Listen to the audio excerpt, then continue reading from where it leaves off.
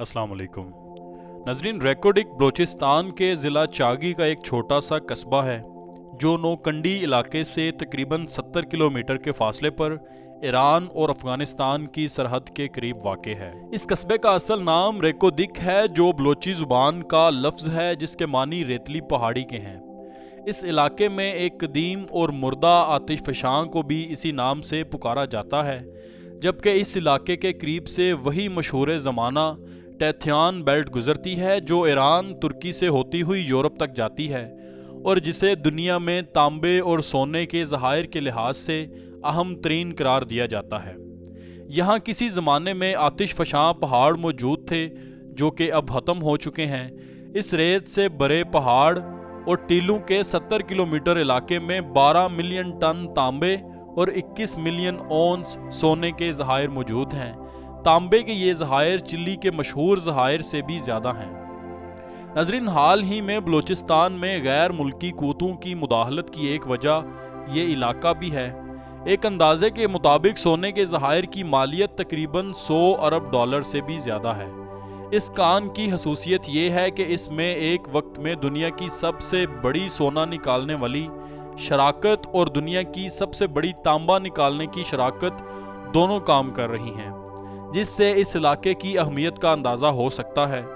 बाज़ ज़राए के मुताबिक इन ज़हायर को कोड़ियों के भाव गैर मुल्की शराकतों को बेचा गया है।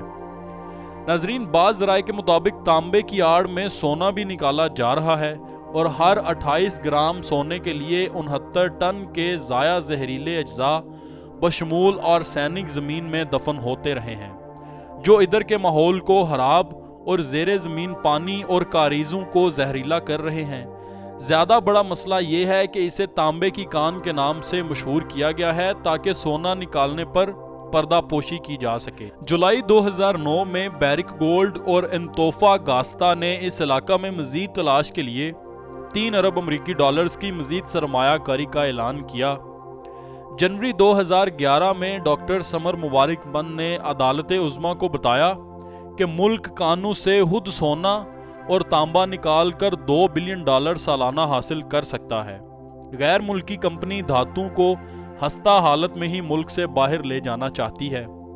इस इलाके में कीमती मादनियात की तलाश के लिए कई सर्वे किए गए, लेकिन कहा जाता है कि मई 1998 में पाकिस्तान के एटमी तजर्बात जब इस इलाके में हुए तो ज़मीन ने अपनी सारी छुपी हुई मादनियात को जाहिर कर दिया।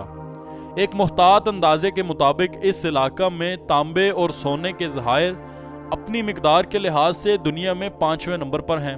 नाज़रीन, टैथियान कंपनी ने अगस्त 2010 में अपनी रिपोर्ट बनाकर हुकूमत पाकिस्तान और हुकूमत बलूचिस्तान को सौंप दी, जिसमें बताया गया है कि इस मुकाम पर इतना तांबा और सोना मौजूद है जिसे 56 साल तक मुतवातर निकाला जा सकता है। कंपनी के मुताबिक रेकोडिक से 2 लाख टन हालिस तांबा और 180 मन हालिस सोना सालाना निकाला जा सकता है।